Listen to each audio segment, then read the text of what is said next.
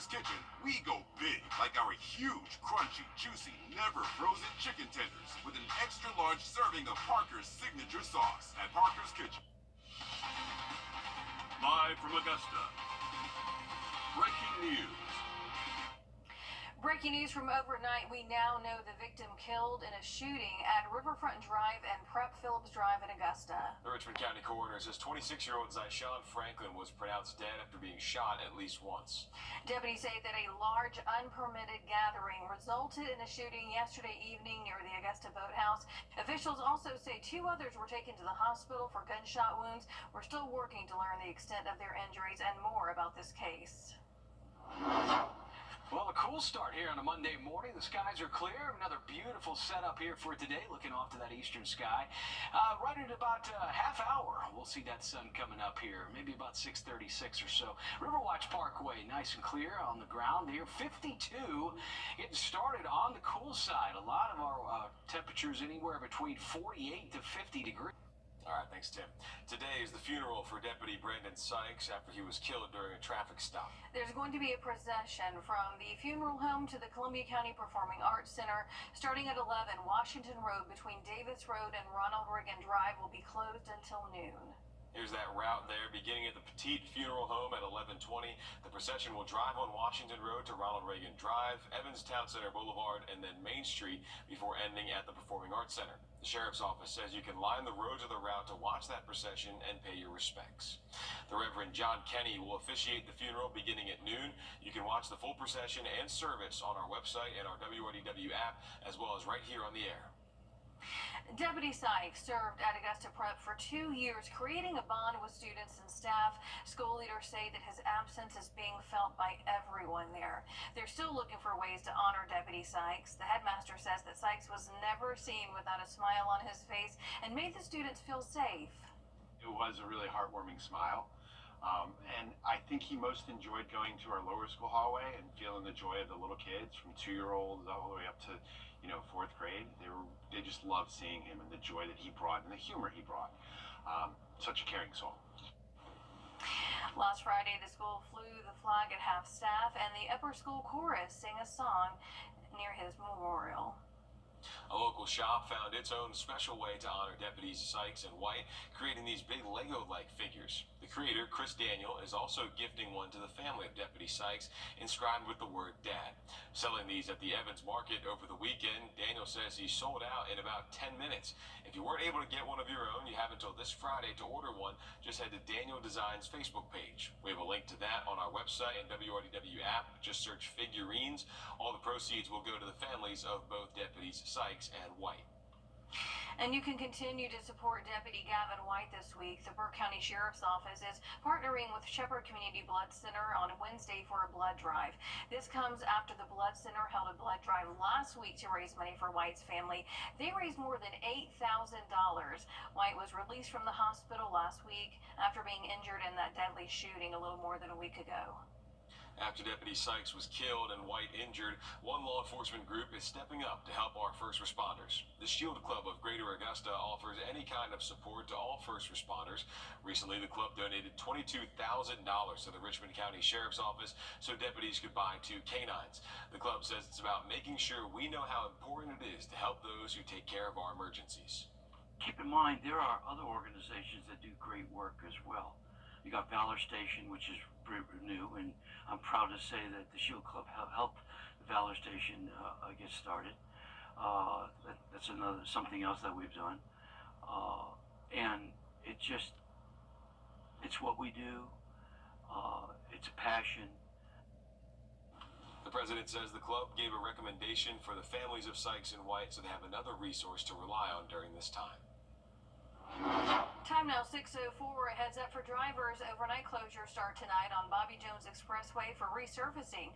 From 8 p.m. to 5 a.m. Monday through Friday, lanes are going to be closed from exit 5 at Deansbridge Road to exit 9 at Mike Paget Highway. So you can expect frequent lane closures in the coming months as crews repair and replace concrete slabs along the expressway. Officials say that the workers are going to be in the travel lanes of Bobby Jones, so you do want to use caution in that area. The Real ID deadline is days away. The Real ID deadline is days away. Starting Wednesday, May 7th, you'll need a Real ID license or an acceptable equivalent to travel on airplanes, even here at Augusta Regional. Now, this deadline is now 20 years in the making, but not everyone is prepared. If you still don't have yours, here's what you need to do to bring with you to get one. Either your birth certificate or passport, 2 documents to prove where you live. That can be a paycheck, utility bill, and then bring your social security card too. And this goes for both South Carolina and Georgia. Now, you do have other options if you're not able to get a Real ID license. The TSA is going to accept a passport, a foreign-issued passport, Department of Defense card, permanent residence card, border crossing card, or an ID from a federally recognized tribal nation. And you may already be Real ID compliant. Your driver's license will have a black or gold star if it is compliant. In Georgia, officials say 99.9% of the state is Real ID compliant. South Carolina, a little step behind that. Officials there say 62% of people are compliant, with more than 1 million still needing a Real ID. In Richmond County, deputies are searching for this missing woman. Officials say 43-year-old Keisha Pittman was last seen Saturday at 8 a.m. leaving Salem West Drive. Deputies aren't sure what direction she was going in or what she was wearing, so if you have any information on where she may be, call the Richmond County Sheriff's Office. Still ahead, social media companies are suing the state of Georgia over a new law. We take a look at what's causing them to take legal action coming up. About a half hour sun coming up here to a beautiful Monday start. Sunny to begin the week, but our rain chances, as we talked about earlier, those will be coming back in midweek. We'll get to it next. And as we head to break, giving you a live look right now at Grovetown and I-20 at 6:07. Got it!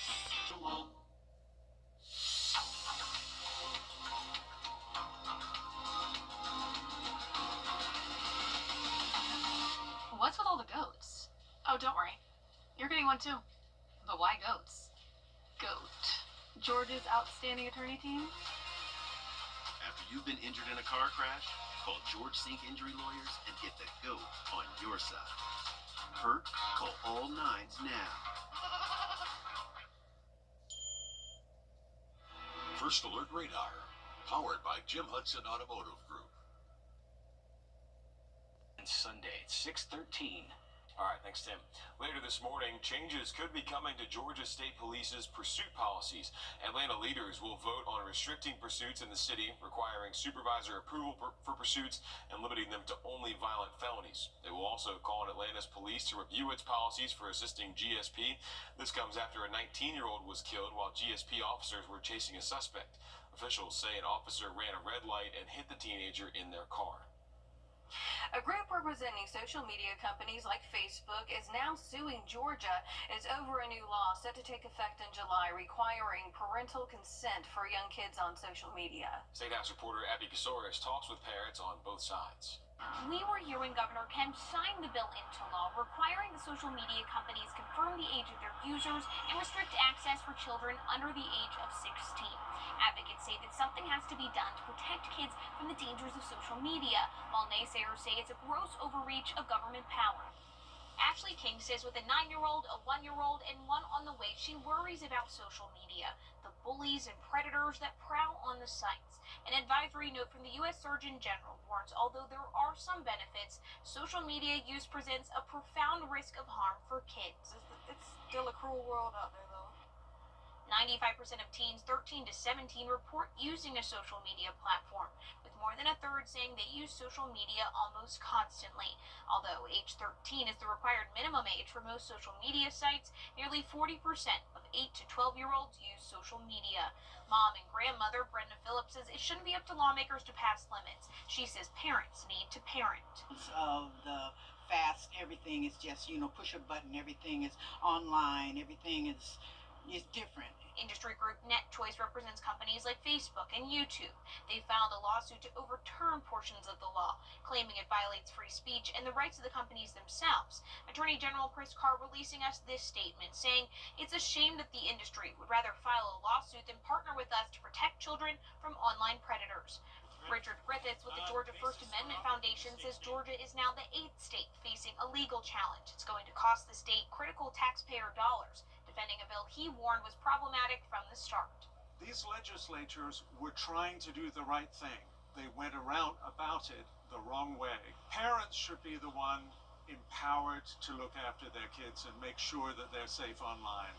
That's a key thing that really was left out of this bill.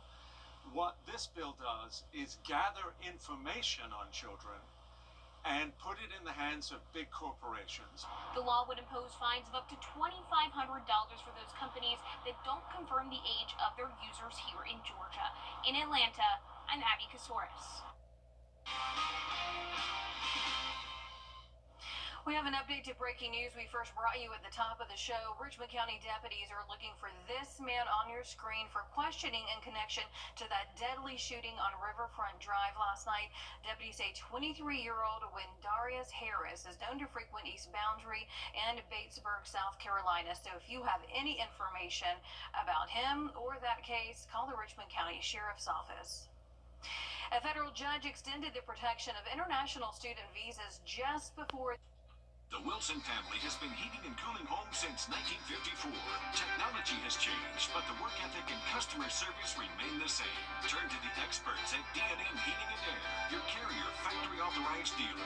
We're only couple when you are. Platt's Funeral Home has Austin Evan. I'm Austin Jackson, and for me, keeping it local really matters. Like when you're hungry. It's tough to beat a great meal at your favorite local spot. Well, if you've been injured, keeping it local matters even more. You need a law firm with experience in our area's courtrooms and a track record you can trust. The CSRA has always been my home. People know my law firm for work in the community as well as for our life-changing results. That's local experience you can count on. If you've been injured, call Austin Jackson, the Augusta guy, 706-724-7224. Want to instantly look more attractive? And most Americans spending tax refunds on necessities, and Target dialing back on self-checkout. Jane King is at the New York Stock Exchange with those stories and more in this morning's business report. Good morning, Jane. Good morning. Target has limited self-checkout to customers with 10 items or less, but denies claims that the move is due to theft. A representative told Fox News Digital the change has been in the works for a year and was spurred by internal testing showing an increased customer satisfaction. But industry experts say theft is the major reason behind the shift. In 2023, the company reported nearly $500 million in shrink-related losses compared to the previous year, according to Business Insider. Well, the Trump administration is preparing to overhaul the air traffic. First couple days, at least to lead it off, will be on the dry side because rain chances will start moving in here by Wednesday. We'll check it out in the full forecast in about the next 10 or so minutes. We're at 6:32. All right, thanks, Tim.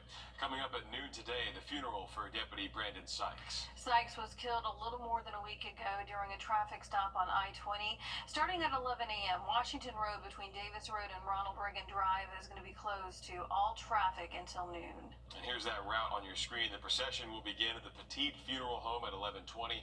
From there, it'll go to Washington Road, then Ronald Reagan Drive, Evans Town Center Boulevard, and Main Street, but it will end at the Columbia County Performing Arts Center. The Sheriff's Office says you can line the roads of the route to watch the procession and pay your respects. The Reverend John Kenny will officiate that funeral beginning at noon. We'll have the complete coverage of both the procession and the service. You can watch that on our website and WRDW app, as well as right here on the air.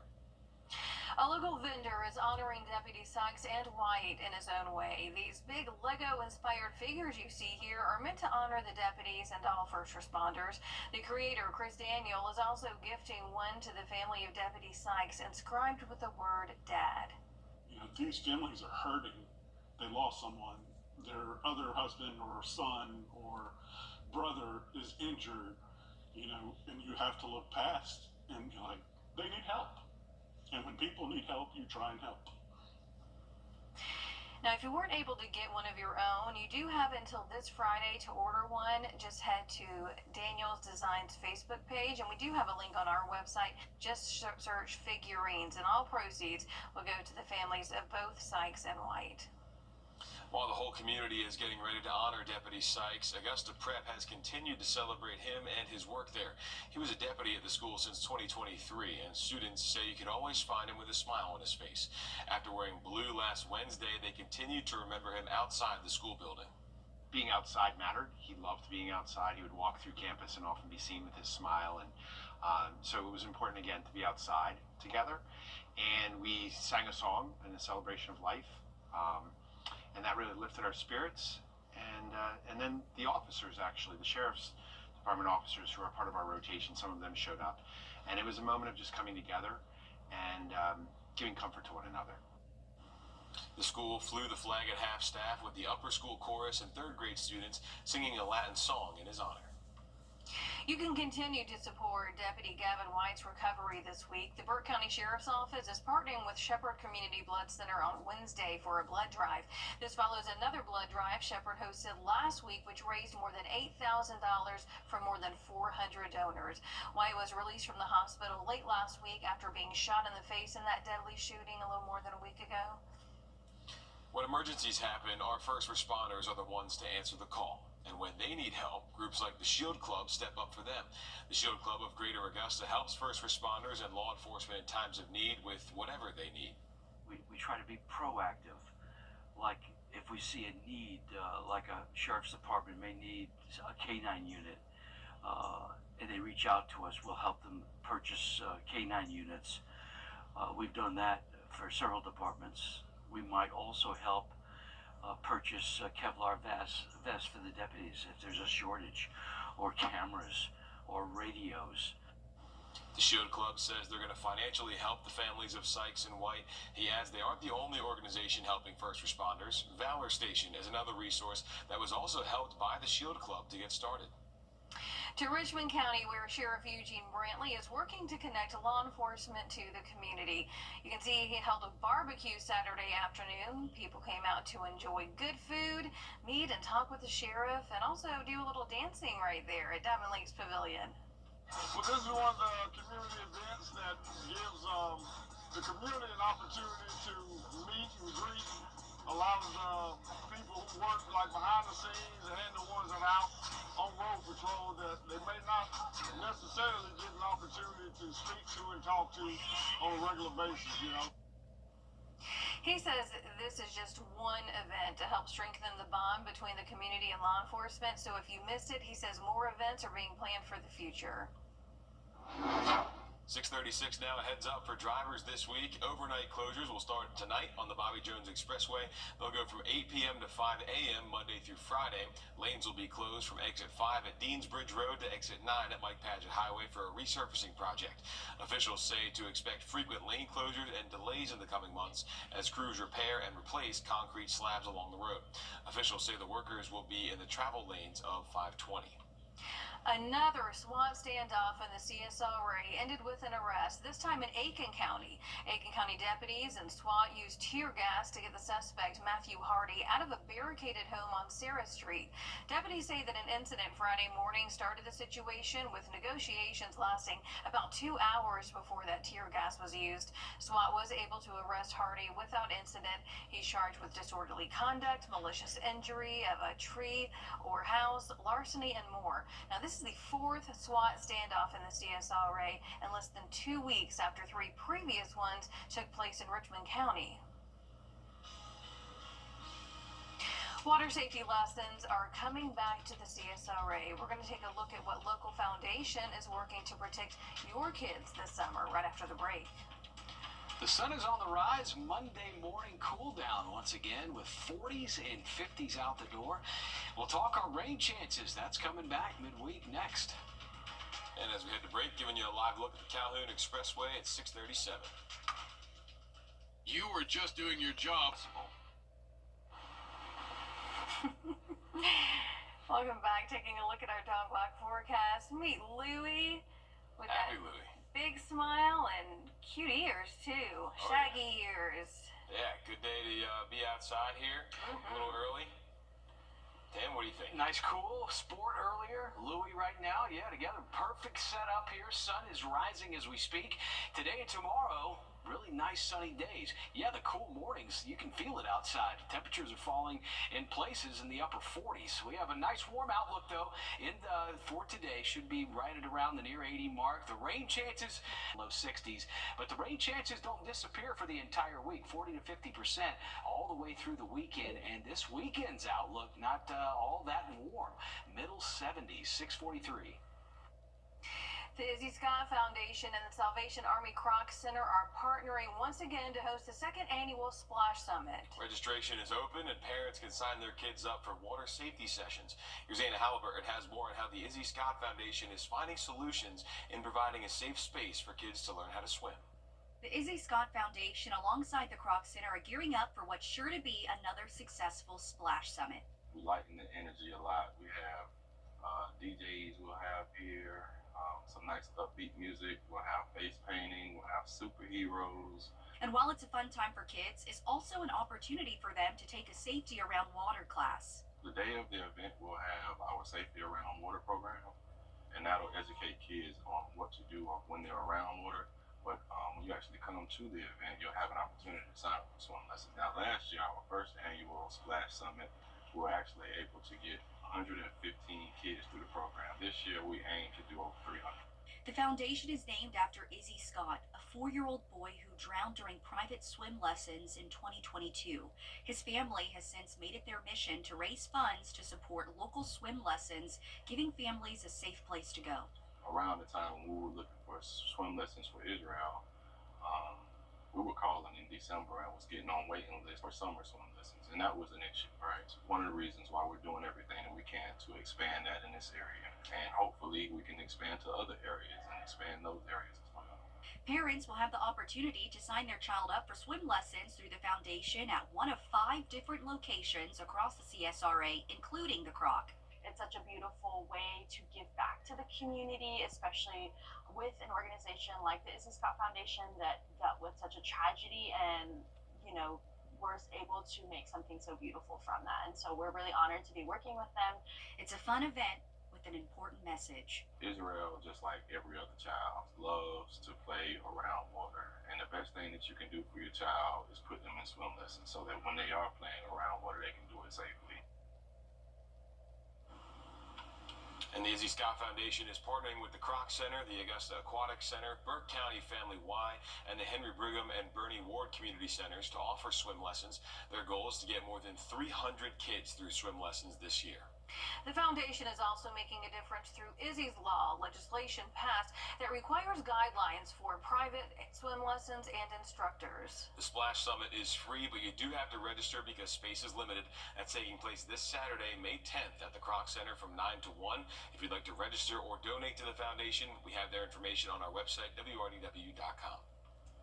South Carolina lawmakers have until Thursday to pass legislation over to the governor's desk, and there's still some work to be done. From passing bills to discussing state leaders, lawmakers will have to work all the way until time runs out. And some of the legislation includes energy and tort reform and changes to liquor liability. So that the folks that have been experiencing these skyrocketing premiums are not being held hostage yet again to a broader scope of issues. But not everything is going to make it through. Both the House and Senate are not expected to discuss 2 different state leaders. The House not intending to take up a resolution to remove Treasurer Curtis Loftus after the Senate voted to remove him, and the Senate will not hold a vote to confirm the governor's nominee for Department of Public Health. Now, anything that does not get picked up this week will have to wait until January for the new legislative session. It's 6:47. We'll be right back. All right, thanks, Tim. Well, summer is just around the corner, and that means more people are going to be heading out to the beach for some summer fun. But lifeguards at Tybee Island in Georgia say there's some things that you should know before getting to the beach. A lot of water, a lot of sunscreen, cooler with ice in it, shade. Make sure you bring some shade, and if you don't, find shade every so often. People should be aware that the water will come up pretty far, especially if you're getting there earlier in the day and setting up a lot of tents. The Candlelight Music Series is back at the Augusta Common, bringing the CSRA's local and regional artists to one place for you to enjoy. The first event was last night, featuring Tara and the Snacks. There will be a new show every Sunday until September. You can bring your own chairs. It starts at 7:30. Tickets are $10. Kids 13 and under get in for free, but they ask you to leave any pets at home. The This is so sweet. During School Hero Lunch Day, students at a local child care center made sure to thank their longtime cook, Vincel Butler. Butler has worked in the child care network for 35 years, getting meals and snacks ready for the kids every day. The school surprised Butler with a homemade banner and her favorite cake. I really don't. I just thank God. It's just a shocking to me. I'm very surprised. I'm happy. I'm overwhelmed, and I'm very joyful today. I just thank God and thank Miss Tina and Child Care Network and all the team people that works here with me. She says she's always wanted to help children, and doing it with the Child Care Network allows her to do just that. Time now for our top stories. New this morning, Richmond County deputy